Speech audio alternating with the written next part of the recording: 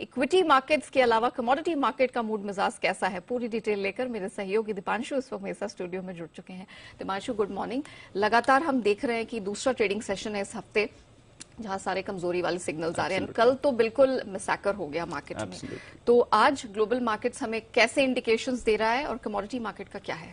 नेहा, ऐसे दिन बहुत रेयर होते हैं मार्केट्स में जब आप इस तरह की वॉलिटिलिटी देखें और इतना बड़ा प्राइस ड्रॉप और उससे भी ज्यादा रिकवरी। इनफैक्ट मैं कुछ डेटा देख रहा था, 2008 के बाद यानी कि 14 सालों के बाद आपने बाजार में इतना बड़ा उतार चढ़ाव एक ट्रेडिंग सेशन में देखा है। और कल ऑफकोर्स आपने देखा ही होगा, अगर आप रात 11:30-12 बजे तक बाजार ट्रैक कर रहे थे तो आपको डाउ 1100 पॉइंट्स नीचे दिखा होगा, एसजीएक्स पर 350-400 की गिरावट दिखी होगी, टेंशन में आप सो नहीं पाए होंगे। और अगर वही आप आज सुबह बाजार को देखेंगे तो जबरदस्त रिकवरी के साथ अमेरिकी बाजार बंद हुए। बट ऑफ कोर्स एशिया के बाजार अभी भी नेगेटिवली रिएक्ट कर रहे हैं। अच्छी बात यह है कि निचले स्तर से रिकवरी भी आ रही है, एसजीएक्स भी अब रिकवर होकर 17,000 के ऊपर है। बट बहुत ही भारी उतार चढ़ाव आप एशिया के बाजारों में, ग्लोबल बाजारों में आते हुए देख रहे हैं। कल शाम हमने देखा 6 दिन की गिरावट पर वैसे तो ब्रेक लगते हुए दिखा है अमेरिकी बाजारों में, बट इस तरह की वॉलिटिलिटी बहुत रेयर देखी जाती है, जहां पर 1 पॉइंट पर डाउ इंट्राडे में 1100 पॉइंट फिसलने के बाद लगभग 1200 पॉइंट की रिकवरी के साथ 100 पॉइंट ऊपर दिन की ऊंचाई पर आपने बंद होते हुए देखा। वहीं अगर आप नैस्डैक की बात करें तो इंट्राडे में 0.6% की गिरावट, इंडेक्स पर 0.6% की गिरावट थी और एंड ऑफ द डे देखिए 0.5% ऊपर इंडेक्स बंद हुआ।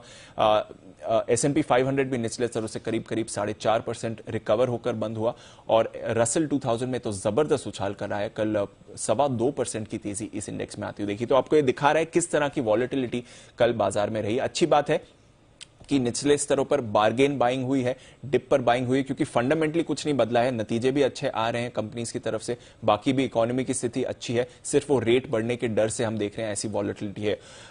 सबसे ज्यादा एक्शन ऑफकोर्स आईटी स्टॉक्स में ही दिखा और इसलिए भी आपने देखा नैस्डैक पर जबरदस्त रिकवरी थी, पर कंज्यूमर स्टॉक्स में भी अच्छी तेजी दिखी, एनर्जी स्टॉक्स भी नीचे से रिकवर होते देखे, बैंक्स और फाइनेंशियल्स में भी एक्शन था। अब पूरी की पूरी नजर फेड की बैठक पर है। आज से 2 दिवसीय एफओएमसी की बैठक शुरू हो रही है। कल शाम फेड का फैसला आएगा तो देखना पड़ेगा थर्सडे को हमारे बाजार इस पर कैसे रिएक्ट करेंगे। इसके अलावा नतीजों पर भी नजर है। दिग्गज माइक्रोसॉफ्ट के नतीजे आज आने वाले हैं, साथ ही Johnson and Johnson, 3M, GE, American Express, कुछ और दिग्गज कंपनीज यूएस की जो आज नतीजे पोस्ट करेंगे, तो ये भी एक एडेड फैक्टर होगा बाजार की वॉलिटिलिटी का। यूरोप के बाजार ऑफकोर्स अमेरिका की रिकवरी से पहले ही बंद हो गए, इसलिए यूरोप में आपने कल 2.5 से 4% की बड़ी गिरावट आती हुई देखी, तो वहां पर एक इंपैक्ट जरूर था। कच्चे तेल में भी हमने सुस्ती देखी, करीब 2% नीचे था, आज सुबह थोड़ा रिकवर हुआ है, 86.5 के आसपास आपको ब्रेंट ट्रेड करते हुए दिख रहा है।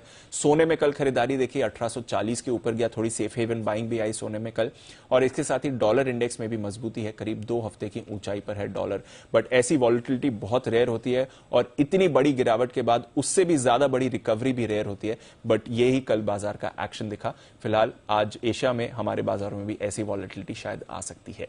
चलिए, तो मार्केट का मूड मिजाज तो फिलहाल उतार चढ़ाव भरा दिख रहा है। बहरहाल शुक्रिया दीपांशु हमारे साथ जुड़ने के लिए और ग्लोबल मार्केट्स का पूरा हाल दर्शकों के सामने रखने के लिए।